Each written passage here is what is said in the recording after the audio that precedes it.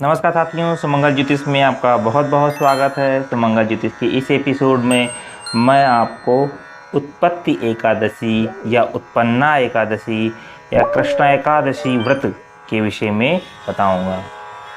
तो साथ ही वीडियो में आगे बढ़ते हैं और सबसे पहले कथा सुनते हैं, फिर लास्ट में आपको 2022 में व्रत कब करना है इसके विषय में जानकारी दूंगा। ठीक है। तो उत्पत्ति एकादशी का व्रत हेमंत ऋतु में मार्गशीर्ष मास के कृष्ण पक्ष को करना चाहिए और ये बहुत अच्छा व्रत है। कथा में मैं आपको बताऊंगा कि इसका महत्व क्या है और इसे क्यों करना चाहिए।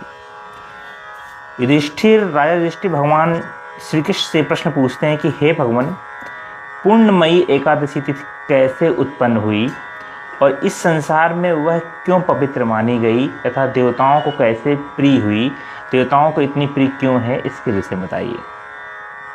तो श्री भगवान श्री कृष्ण बोलते हैं कि हे कुंती नंदन, प्राचीन समय की बात है, सतयुग में मुर नाम का एक राक्षस रहता था। वह बड़ा ही अद्भुत, अत्यंत रौद्र तथा संपूर्ण देवताओं के लिए भयंकर था। उस काल रूपधारी दुरात्मा महासुर ने इंद्र को भी जीत लिया था। संपूर्ण देवता उससे परास्त होकर स्वर्ग से निकाले जा चुके थे और शंकित तथा भयभीत होकर पृथ्वी पर विचरण कर रहे थे। एक दिन सब देवता महादेव जी के पास गए। वहाँ इंद्र ने भगवान शिव के आगे सारा हाल सुनाया और याचना की। इंद्र बोले, हे महेश्वर, ये देवता स्वर्गलोक से निकाले जाने के बाद पृथ्वी पर घूम रहे हैं। मनुष्यों के बीच रहना इन्हें शोभा नहीं देता। हे देवेश्वर, कोई उपाय बतलाइए, देवता किसका सहारा लें प्रभु। महादेव जी ने कहा, देवराज इंद्र, जहाँ सबको शरण देने वाले, सबकी रक्षा में तत्पर रहने वाले जगत के स्वामी भगवान गरुड़ ध्वज विराजमान हैं, वहाँ जाओ, वे तुम लोगों की जरूर रक्षा करेंगे। भगवान श्री कृष्ण युधिष्ठिर से बताते हैं कि महादेव जी की यह बात सुनकर परम बुद्धिमान देवराज इंद्र संपूर्ण देवताओं के साथ क्षीर सागर में गए, जहाँ भगवान गदाधर सो रहे थे, मतलब भगवान विष्णु सो रहे थे, और इंद्र ने हाथ जोड़कर उनकी स्थिति प्रारंभ कर दी, उनकी स्तुति करने लगे। इंद्र बोले, हे देवेश्वर, आपको प्रणाम, आपको नमस्कार प्रभु। हे देव, आप ही पति, आप ही मति और आप ही कर्ता और आप ही कारण है नाथ। आप ही सब लोगों की माता और आप ही इस जगत के पिता हैं प्रभु। देवता और दानव दोनों ही आपकी वंदना करते हैं नारायण।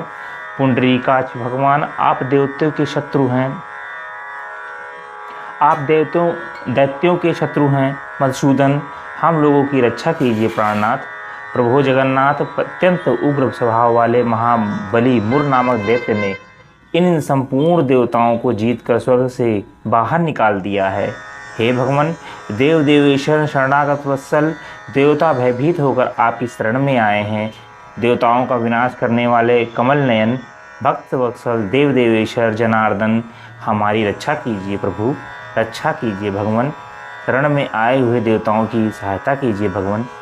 ऐसी याचना जब देवराज ने भगवान विष्णु से की, यह दानव कैसा है, उसका रूप और बल कैसा है तथा उस दुष्ट के रहने का स्थान कहाँ है, भगवान श्री हरि ने देवराज से सब प्रश्न किए और पूछे। तो इंद्र बोले कि हे देवेश्वर, पूर्व काल में ब्रह्मा जी के वंश में ताल जंघ नामक एक महान असुर उत्पन्न हुआ था, जो अत्यंत भयंकर था। उसका पुत्र मुर दानव के नाम से विख्यात हुआ है। वह भी अत्यंत उत्कट, महापराक्रमी और देवताओं के लिए बहुत ही भयंकर है। चंद्रावती नाम से प्रसिद्ध एक नगरी है, उसी में स्थान बनाकर वह वहाँ रहता है।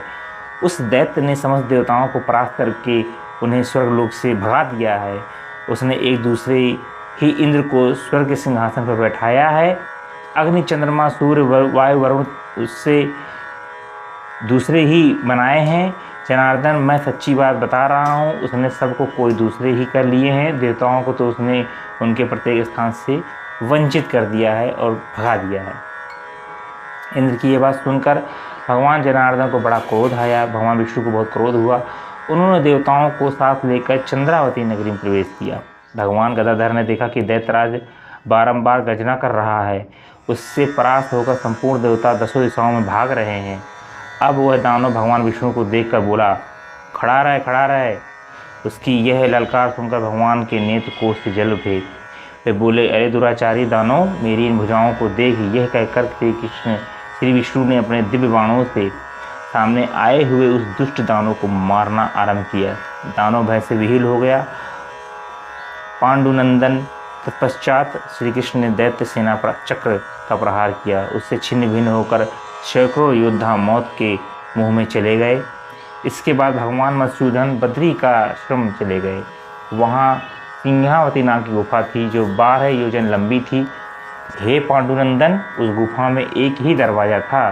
भगवान विष्णु उसी में सो गए। वह दानव मूल भगवान को मार डालने के लिए बहुत उत्साहित था। उनके पीछे पीछे तो लगा ही था, अतः उसने भी उसी गुफा में प्रवेश किया। वहाँ भगवान को सोते देख उसे बड़ा हर्ष हुआ। उसने सोचा, यह दानवों को भय देने वाला देवता है, अतः निस्संदेह इसे मार डालूंगा। हे युधिष्ठिर, दानव के इस प्रकार के विचार करते ही भगवान विष्णु के शरीर से एक कन्या प्रकट हुई, जो बड़ी ही रूपवती, सौभाग्यशालिनी तथा दिव्य अस्त्र शस्त्रों से सुसज्जित थी। वह भगवान के तेज के अंश से उत्पन्न हुई थी। उसका बल और पराक्रम महान था। युधिष्ठिर, दानवराज मुर ने उस कन्या को देखा। कन्या ने युद्ध का विचार करके दानवों के साथ युद्ध करने के लिए याचना की। युद्ध छिड़ गया। कन्या सब प्रकार की युद्ध कला में निपुण थी। वह मुर नामक महान असुर उसके हुंकार माँ से राख का ढेर हो गया। दानवों के मारे जाने पर भगवान जाग उठे। उन्होंने दानवों को धरती पर इस प्रकार निष्प्राण पड़ा देखकर कन्या से पूछा, मेरा यह शत्रु अत्यंत उग्र और भयंकर था, इसका वध किसने किया है? कन्या बोली, आपकी ही प्रसाद से मैंने इस महादैत्य का वध कर दिया है प्रभु। कल्याणी, तुम्हारे इस कर्म से तीनों लोकों के मुनि और देवता अत्यंत आनंदित हुए। अतः तुम्हारे मन में जैसी इच्छा हो उसके अनुसार मुझसे कोई वर मांग लो। भगवान विष्णु ने उस कन्या से कहा, देव दुर्लभ होने पर भी वह वर मैं तुम्हें दूंगा, इसमें तनिक भी संदेह नहीं समझना। वह कन्या साक्षात एकादशी ही थी। उसने कहा, प्रभु यदि आप प्रसन्न हैं तो मैं आपकी कृपा से सब तीर्थों में प्रधान, समस्त विघ्नों का नाश करने वाली तथा सब प्रकार की सिद्ध देने वाली हो जाऊं। जनार्दन, जो लोग आप में भक्ति रखते हुए मेरे दिन को उपवास करेंगे उन्हें सब प्रकार की सिद्धि प्राप्त होगी। हे माधव, जो लोग उपवास, नक्त, भोजन तथा एक भुक्त करके मेरे व्रत का पालन करेंगे उन्हें आप धन, धर्म और मोक्ष प्रदान करिएगा। भगवान श्री विष्णु बोले, कल्याणी, तुम जो कहती हो वह सब पूर्ण होगा, वह सब सत्य होगा। भगवान श्री कृष्ण युधिष्ठिर कहते हैं कि हे राजन, ऐसा वर पाकर महाव्रता एकादशी बहुत प्रसन्न हुई। दोनों पक्षों की एकादशी समान रूप से कल्याण करने वाली है। इसमें शुक्ल पक्ष और कृष्ण पक्ष का भेद नहीं करना चाहिए। उदय काल में थोड़ी सी भी एकादशी, मध्य में पूरी द्वादशी और अंत में कंचित त्रयोदशी हो तो वह त्रिस्पर्शा एकादशी कहलाती है। वह भगवान को बहुत ही प्रिय होती है। यदि एक त्रिस्पर्शा एकादशी को उपवास कर लिया जाए तो वह 1000 एकादशी व्रतों का फल प्राप्त होता है तथा इसी प्रकार द्वादशी में पारण करने पर 1000 गुना फल मिलता है। अष्टमी, एकादशी, षष्ठी, तृतीया और चतुर्थी यदि पूर्व तिथि से विद्ध हों तो उनमें व्रत नहीं करना चाहिए। परिवर्तनी तिथि से युक्त होने पर ही इनमें उपवास का विधान है।